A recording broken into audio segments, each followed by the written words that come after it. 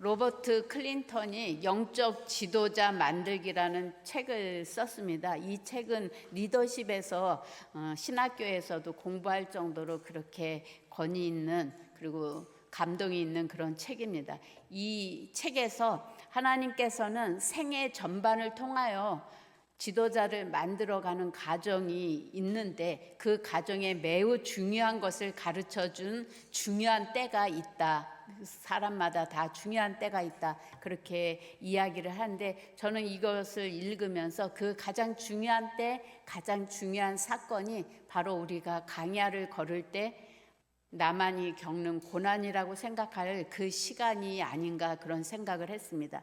혹시 최근에 밤잠을 설칠 정도로 마음을 짓누르는 삶의 문제나 두려움이 있습니까?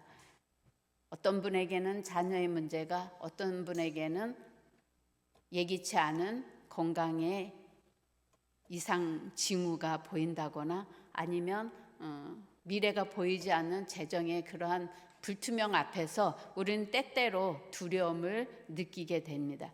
그럴 때 우리 눈에 오직 그 문제만 집착하게 하고 오직 그 문제만 보이게 될 때가 많이 있습니다.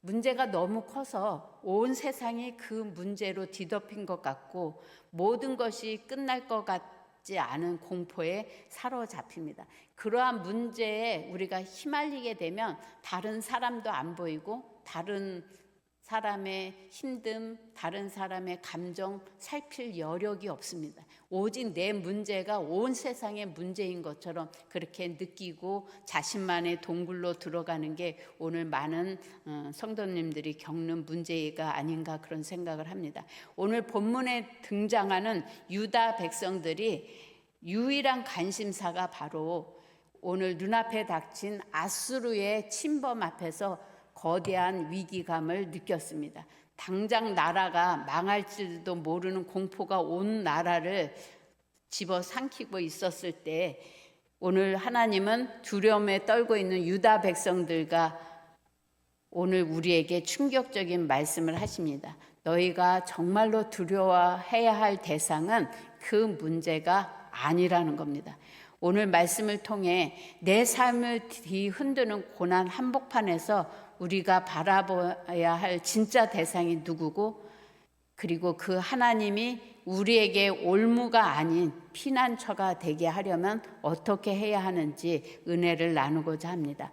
여러분 삶이 사방으로 우겨싸이고 당장 내일이 보이지 않는 위기가 왔을 때 여러분의 눈은 어디를 향하고 계십니까? 오늘 본문의 이사야 8장 배경은 북이스라엘과 아람이라는 거대한 두 나라가 연합해서 유다를 침공하려 하고 있을 때 유다 왕 아하스와 백성들의 마음은 숲의 바람이 흔들리듯 요동쳤다고 그렇게 기록하고 있습니다. 이사야 7장 2절입니다. 어떤 사람이 다윗의 집에 알려 이르되 아람이 에브라임과 동맹하였다 하였으므로 왕의 마음과 그의 백성의 마음이 숲이 바람의 흔들림같이 흔들렸더라. 오늘 최강국인 아시리아를 의지하려고 이들은 인간적인 깨를 내기 시작을 합니다. 우리의 힘으로는 어찌할 수 없으니 우리가 최대 강국인 아시아를 의지해서 이 전쟁에서 우리가 승리를 해야 되겠다. 그렇게 생각했을 때 하나님께서 이사야 선지자에게 임하셔서 엄히 경고하십니다. 오늘 우리에게도 동일하게 질문을 하십니다. 너희는 지금 무엇을 진짜 두려워하고 있느냐? 이사야 8장 13절에 만군의 여호와 그를 너희가 거룩하다 하고 그를 너희가 두려워하며 무서워할 자로 삼으라. 하나님은 위기 앞에서 백성들에게 내가 너희 문제를 당장 없애주겠다, 해결해주겠다 그렇게 말씀하시지 않습니다. 대신 내가 누구인지 똑바로 보라고 말씀하십니다. 거룩하다는 말은 구별되다는 뜻입니다. 아수르 군대가 아무리 강하고 위협을 갖다주는 존재같이 보이지만 하나님은 그 세상 모든 권력과 구별되시는 절대적인 분이라는 것을 오늘 이야기하고 있습니다. 우리가 고난을 만날 때 하나님이 피난처가 되지 못하는 것은 고난의 크기를 하나님의 크기보다 더 크게 보기 때문에 그렇습니다. 고난 한복판에서 하나님을 거룩히 구별해 내는 영적 시각을 가져야 합니다. 세상을 두려워하면 하나님이 보이지 않지만 하나님을 두려워하면 세상이 작아 보입니다.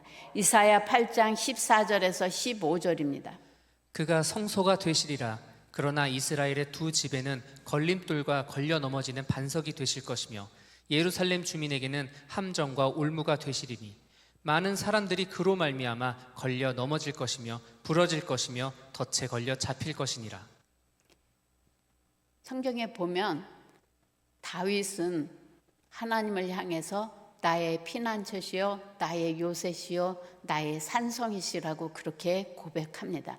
하나님은 원래 백성들을 보호하는 안전한 피난처가 되십니다. 그런데 똑같이 하나님이 어떤 사람들에게는 피난처가 아니라 걸림돌이 되고 올무가 되고 함정이 되어서 그들로 하여금 넘어지게 하고 걸려들게 해서 부러뜨리겠다고 말씀을 하십니다. 어떤 사람에게 하나님은 걸림돌이 됩니까? 하나님을 신뢰하지 않고 눈앞의 세상 힘을 의지하는 자들에게는 하나님의 말씀과 방법이 피난처가 아니라 오히려 거추장스러운 걸림돌이 됩니다. 예배드리고 지금 기도할 땐가 당장 돈을 구하고 사람을 만나야지 라고 생각하는 순간 하나님은 나의 피난처가 아니라 내 인생의 거친 돌처럼 느끼게 됩니다. 정직하게 행하라. 먼저 그의 나라와 의를 구하라. 주의를 성수해라. 이웃을 사랑해라. 수없는 하나님의 말씀들이 당장 먹고 살기 힘든 우리 인생에 방해물처럼 느껴진다면 우리는 지금 이스라엘처럼 여호와를 걸림돌로 만들고 있는 겁니다. 성경에서 하나님은 피난처시요 요새시요 구원자로 묘사하지만 하나님의 말씀이나 하나님의 임재가 어떤 사람에게는 올무, 걸림돌, 함정이 되는 그러한 충격적인 사례들은 성경에서 얼마든지 찾아볼 수가 있습니다. 하나님이 악의적으로 함정을 팠다기보다는 인간의 탐욕, 불순종, 완악함이 하나님의 거룩하신가 부딪혔을 때 그 축복의 기회가 도리어 심판과 파멸의 올무로 바뀐다는 겁니다. 사무엘상에 나오는 엘리 제사장과 그의 두 아들 홈니와 비느하스가 바로 그런 사례입니다. 제사장을 하나님께 가장 가까이 나가고 그분을 피난처로 삼아야 하는 직분입니다. 하지만 엘리의 아들들은 하나님을 멸시하면서 백성들이 가져온 재물을 갈취하고 회막에서 수정드는 여인들과 동침을 했습니다. 사무엘상 2장 17절입니다. 이 소년들의 죄가 여호와 앞에 심히 크면 그들이 여호와의 제사를 멸시함이었더라. 엘리는 이렇게 자신의 아들들이 하나님보다 자신의 탐욕을 위해서 범죄한 것을 알면서도 아들이 귀하게 느껴졌기 때문에 엄하게 막지 않았습니다. 우리도 자녀에게 이것은 안 돼, 이렇게 하면 안 돼, 우리는 가르쳐야 될 때 자녀의 눈치를 보느라고 할 말을 못할 때가 많이 있습니다. 그럴 때 하나님은 나의 자녀의 피난처가 아니라 나의 자녀의 함정이고 올무가 될 수 있다는 것을 기억하셔야 됩니다. 사무엘상 2장 22절에서 24절 엘리가 매우 늙었더니 그의 아들들이 온 이스라엘에게 행한 모든 일과 회막문에서 수정드는 여인들과 동침하였음을 듣고 그들에게 이르되 너희가 어찌하여 이런 일을 하느냐 내가 너희의 악행을 이 모든 백성들에게 듣노라 내 아들들아 그리하지 말라 내게 들리는 소문이 좋지 아니하니라 너희가 여호와의 백성으로 범죄하게 하는도다. 강력하게 두들겨 패서라도 그 죄악에서 떠나게 해야 되는데 소문이 좋지 않으니 하지 마라. 그들은 계속해서 범죄했습니다. 그 결과 그들이 의지하고 기득권을 누리던 하나님의 성소와 제사장이라는 직분은 오히려 그들을 파멸로 이끌어서 한날 한시에 심판하는 올무로 죽임을 당한 것을 볼 수가 있습니다. 사무엘상 4장 19절에서 22절입니다. 그의 며느리인 비느하스의 아내가 임신하여 해산 때가 가까웠더니 하나님의 궤를 빼앗긴 것과 그의 시아버지와 남편이 죽은 소식을 듣고 갑자기 아파서 몸을 구부려 해산하고 죽어갈 때 곁에 서 있던 여인들이 그에게 이르되 두려워하지 말라, 내가 아들을 낳았다 하되 그가 대답하지도 아니하며 관념하지도 아니하고 이르기를 영광이 이스라엘에서 떠났다 하고 아이 이름을 이가봇이라 하였으니 하나님의 궤가 빼앗겼고 그의 시아버지와 남편이 죽었기 때문이며 또 이르기를 하나님의 궤를 빼앗겼으므로 영광이 이스라엘에서 떠났다 하였더라. 블레셋과의 전쟁 때 이들은 행동을 어떻게 했든 상관없이 언약궤만 메고 나가면 전쟁에서 이길 거라고 생각을 했습니다. 그러나 벗개는 빼앗기고 두 아들은 전사했습니다. 그리고 이 소식을 전해 들은 엘리 제사장은 놀래서 넘어져서 목이 부러져서 죽었습니다. 이 며느리가 아이를 낳다 우리 가정에는 하나님의 영광은 이제 떠났다, 이가봇, 그렇게 이름을 짓고 죽음을 맞이한 것을 볼 수가 있습니다. 하나님을 두려워해야 되는데 하나님을 두려워하지 않은 결과가 하나님은 피난처가 되시는 것이 아니라 오히려 그들을 넘어지게 하는 올무가 되었다는 것을 볼 수가 있습니다. 민수기에 등장하는 선지자 발람은 모압 왕 발락이 이스라엘을 저주해달라고 제물로 유혹을 합니다. 발람은 하나님의 뜻이 이스라엘을 저주하는 게 아니라는 걸 알면서도 탐욕 때문에 이스라엘을 저주하러 출발을 합니다. 그 결과 하나님이 막으셨지만 오히려 그 길을 갈 때 사자가 칼을 빼들고 길을 막아섰고 나귀가 말을 하면서까지 발람을 막아섰습니다. 그러나 발람은 하나님의 강권적인 역사로 이스라엘을 저주하지 못하고 축복만 하게 됩니다.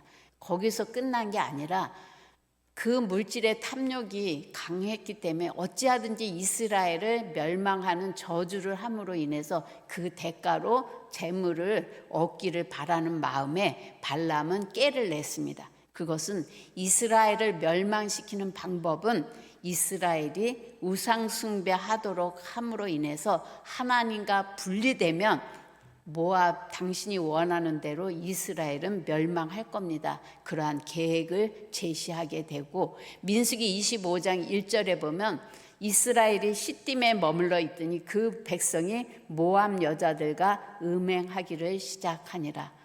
오늘 발람이 했다고 나와 있지 않지만 민수기 31장 16절에 모세가 하는 말 속에 발람이 그 꾀를 냈다는 것을 알 수가 있습니다. 미디안과의 전쟁에서 승리한 후에 모세가 이스라엘의 지휘관들에게 왜 미디안의 여인들을 죽이지 않고 살려 데려왔는지 책망하면서 한 말이 민수기 31장 16절입니다. 보라, 이들이 발람의 꾀를 따라 이스라엘 자손을 부월의 사건에서 여호와 앞에 범죄하게 하여 여호와의 회중 가운데 연병이 일어나게 하였느니라. 발람은 끝내 탐욕을 버리지 못하고 모압 여인들을 이용해서 이스라엘 백성이 음행과 우상숭배에 빠지게 하는 꾀를 냈습니다. 이 꾀는 이스라엘에게 올무가 됐을 뿐만 아니라 발람에게도 함정이 되고 올무가 돼서 이스라엘의 칼에 맞아 비참하게 죽임을 당하는 결과를 맞이합니다. 사울이라는 사람은 여러분이 잘 알 겁니다. 좋은 양과 소를 남겨둬서 아말렉 왕 아각을 살려둡니다. 사무엘 선지자가 책망하자 사울은 하나님께 제사하려고 좋은 것을 남겨뒀다라는 핑계를 댑니다. 하나님을 위한다는 제사가 도리어 사울의 순종하지 않은 음욕과 탐욕을 폭로하는 올무가 된 것을 볼 수가 있습니다. 이후 사무엘이 사울은 순종이 제사보다 낫고 듣는 것이 순양의 기름보다 낫다라면서 버림받을 것을 선언하는 것을 볼 수가 있습니다. 사울은 그 이후에 하나님의 영이 떠나고 악령에 시달리면서 평생을 질투와 두려움이라는 영적 함정에서 허우적거리다 생을 마감한 것을 볼 수가 있습니다. 하나님의 거룩한 말씀과 공의 앞에 인간이 어떤 태도로 서 있느냐에 따라서 그분의 임재가 안전한 피난처가 되기도 하지만 또 어떤 사람에게는 죄를 드러내고 파멸시키는 올무와 함정이 되기도 한다는 것을 성경은 경고하고 있습니다. 마태복음 4장 2절에서 4절입니다. 40일을 반낮으로 금식하신 후에 줄이신지라. 시험하는 자가 예수께 나와서 이르되 내가 만일 하나님의 아들이어든 명하여 이 돌들로 떡덩이가 되게 하라. 예수께서 대답하여 이르시되 기록되었으되 사람이 떡으로만 살 것이 아니요 하나님의 입으로부터 나오는 모든 말씀으로 살 것이라 하였느니라 하시니. 예수님께서 금식 기도하고 나서 가장 배고픔에 시달릴 때, 예수님에게 가장 시급한 문제가 먹는 문제일 때 마귀가 찾아와서 너 능력이 많잖아, 너 하나님의 아들이잖아, 돌을 떡으로 만들어 먹어, 그렇게 유혹했을 때 오늘 신명기 8장의 말씀을 인용해서 예수님은 사람이 떡으로만 살 것이 아니요 하나님의 말씀으로 살 것이라 말씀으로 이기신 것을 볼 수가 있습니다. 베드로전서 2장 8절에 또한 부딪히는 돌과 거치는 반석이 되었다 하니라. 저희가 말씀을 순종치 아니함으로 넘어지나니 이는 저희를 이렇게 정하신 것이라 그랬습니다. 주님은 믿지 않고 순종하지 않는 자들에게는 부딪히는 돌과 걸려 넘어지게 하는 반석이 되지만 하나님을 신뢰하고 믿는 자들에게는 피난처가 되시고 하나님의 성소가 되게 하신다고 선포하고 있습니다. 삶의 위기가 오고 경제적인 결핍이 찾아오고 미래에 대한 불안이 엄습할 때 여러분은 무엇을 하고 있습니까? 하나님의 말씀 앞에 엎드리기보다 당장 내 통장의 잔고를 살피고 나를 도와줄 유력한 사람들의 명단을 뒤적이고 있다고 한다면 여러분도 이스라엘 백성과 같이 아시아를 찾고 의지하고 있는 것입니다. 강야에서 나를 살리신 하나님의 손길을 여러분 기억하고 계십니까? 오늘 나에게 온 위기와 어려움을 어떻게 극복할 수 있느냐? 내가 힘들고 어려울 때, 내가 고독할 때 하나님이 나를 어떻게 위로하시고 어떻게 나를 이 고난에서 넘어갈 수 있게 했는지를 그 하나님의 은혜를 되씹고 묵상하는 자만이 또 다른 고난이 왔을 때 하나님을 나의 피난처로 삼을 수가 있습니다. 세상 사람들과 똑같이 고난과 역경이 왔을 때 불안해하고 이제 다 끝났다, 소망이 없다, 두려움의 말을 쏟아내고 있습니까? 이사야 8장 16절 우리 한 목소리로 합독하시겠습니다. 너는 증거의 말씀을 싸매며 율법을 내 제자들 가운데서 봉함하라. 유다 백성이 하나님을 버리고 세상을 의지하자 하나님은 그들에게 얼굴을 가리셨습니다. 하나님의 침묵과 부재는 가장 무서운 심판입니다. 위기가 닥치면 세상의 수많은 조언, 부정적인 소문들이 귀를 어지럽힙니다. 그럴 때 이사야 선지자는 하나님의 말씀을 단단히 싸매고 마음속에 봉인하듯 간직하라, 그렇게 권면합니다. 주변이 흔들릴수록 변하지 않는 기준을 여러분은 붙잡아야 됩니다. 이사야 8장 17절 한 목소리로 합독하시겠습니다. 이제 야곱의 집에 대하여 얼굴을 가리시는 여호와를 나는 기다리며 그를 바라보리라. 이스라엘 백성들이 하나님을 의지하지 않고 하나님은 그들에게 얼굴을 가리우실 때도 오늘 이사야 선지자는 도망치거나 다른 우상을 찾지 않고 나는 여호와를 기다리며 그를 바라보리라, 그렇게 선포합니다. 이스라엘 백성들의 실패는 수백 년 전 모세를 통해 주셨던 신명기 8장의 말씀을 철저히 망각했기 때문에 일어난 일입니다. 하나님께서 이스라엘을 가나안 땅으로 들여보내기 전에 광야 40년의 세월을 회고하면서 신명기 8장에서 이렇게 말씀하고 있습니다. 신명기 8장 2절에서 3절입니다. 내 하나님 여호와께서 이 40년 동안에 내게 광야길을 걷게 하신 것을 기억하라. 이는 너를 낮추시며 너를 시험하사 내 마음이 어떠한지 그 명령을 지키는지 지키지 않는지 알려 하심이라. 너를 낮추시며 너를 줄이게 하시며 또 너도 알지 못하며 내 조상들도 알지 못하던 만나를 내게 먹이신 것은 사람이 떡으로만 사는 것이 아니요 여호와의 입에서 나오는 모든 말씀으로 사는 줄을 내가 알게 하려 하심이니라.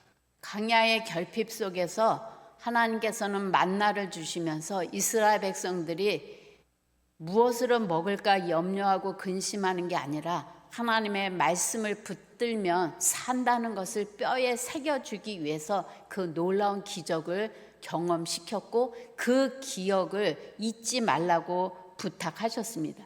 신명기 8장 12절에서부터 14절입니다. 내가 먹어서 배부르고 아름다운 집을 짓고 거주하게 되며 또 내 소와 양이 번성하며 내 은금이 증식되며 내 소유가 다 풍부하게 될 때에 내 마음이 교만하여 내 하나님 여호와를 잊어버릴까 염려하노라. 여호와는 너를 애굽 땅 종되었던 집에서 이끌어내시고 가나안 땅에 들어가서 그들이 배부르고 아름다운 집을 짓고 살 때 하나님의 능력과 하나님의 힘으로 된 것이 아니라 자신의 힘과 능으로 재물을 얻었다 하고 하나님을 잊어버릴까 걱정이 된다고 신명기에서 말씀하고 있습니다. 그런데 이사야 시대의 이스라엘 백성들은 광야에서 먹이시고 입히셨던 하나님을 기억하지 못했습니다. 배가 부르고 세상 풍요에 취해 살다가 막상 위기가 찾아오니까 하나님의 말씀으로 산다는 진리는 까맣게 잊어버리고 그들은 아시리아를 의지한 것을 볼 수가 있습니다. 하나님의 하신 일을 망각한 백성들은 하나님은 피난처가 아니라 그들을 깨부시는 걸림돌로 역사를 한다는 것을 여러분이 기억하셔야 됩니다. 이스라엘의 모습이 오늘 우리들의 모습과도 비슷합니다. 삶이 뜻대로 되지 않고 하나님이 내 기도에 응답하시지 않고 침묵하는 것 같을 때 그때 여러분은 어떤 모습으로 하나님 앞에 서십니까? 우리는 세상을 의지하고 세상 때문에 낙심하고 절망한다면 여러분은 하나님의 은혜를 잊고 사는 자입니다. 내가 죽을 것 같고 힘들 것 같고 돌파할 수 없는 그런 상황 속에서 하나님은 항상 우리를 돌보시고 이끄셨던 그 은혜를 잊지 않고 기억한다고 한다면 오늘 내 힘으로 어찌할 수 없는 고난 앞에 섰다 할지라도 여러분은 두려워하거나 염려하는 것이 아니라 하나님의 품 안으로 더욱더 뛰어들어 하나님을 나의 피난처로 삼을 때 하나님은 우리의 인생에 놀라운 돌파의 역사를 이루어 가시리라고 믿습니다. 시편 19편 10절에 여호와여 주의 이름을 아는 자는 주를 의지하오리니 이는 주를 찾는 자들을 버리지 아니하심이니이다. 여러분, 하나님을 아는 자는 하나님을 의지할 수밖에 없습니다. 여러분의 문제가 너무 커서 하나님이 여러분을 도울 수 없다고 생각할 때 하나님은 여러분의 피난처가 아니라 여러분의 올무요 함정이 된다는 것을 기억하시고 우리 하나님이 어떤 하나님인지 그 하나님이 내 인생 가운데 어떻게 고비고비마다 나를 도우셨는지 하나님의 은혜를 망각하지 않고 기억할 때 우리는 하나님이 나의 피난처가 되시는 것을 경험할 수 있습니다.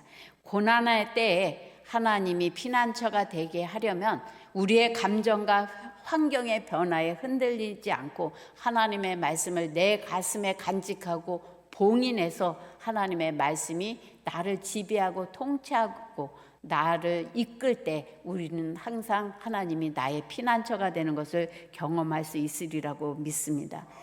우리가 하나님만을 의지하고 하나님의 은혜를 기억하고 살아갈 때 하나님은 침묵을 뚫고 빛으로 우리 가운데 오셔서 우리의 인생의 가장 안전한 장소로 영원한 피난처가 되어 주실 것입니다. 힘들고 어려운 세상의 풍조 속에서 하루하루 살아가기가 버겁다고 한다면 더 하나님의 품 안으로 들어오십시오. 그리고 세상 사람들의 조언이 아니고 세상 사람들의 말이 아니라 하나님의 말씀이 여러분의 영혼육 환경을 통치하도록 하나님의 말씀을 여러분의 삶 가운데 선포하시고 그 말씀의 힘으로 놀라운 돌파를 하시기를 예수님의 이름으로 축복합니다. 우리 이 시간 다 같이 통성으로 기도하실 때 하나님, 우리가 아무리 힘들고 어렵다 할지라도 하나님의 자녀를 돌보시고 품어주시는 그 하나님의 사랑을 잊지 않고 하나님께 피하는 자가 되게 해 주시옵소서. 세상의 이념과 세상의 가치로 내 삶을 이끌어가는 게 아니라 하나님의 말씀에 기초를 두고 하나님의 말씀에 통치를 받는 내가 되게 해 주시옵소서. 우리 이 시간 다 같이 통성으로 기도하겠습니다. 아버지 하나님, 참으로 감사합니다.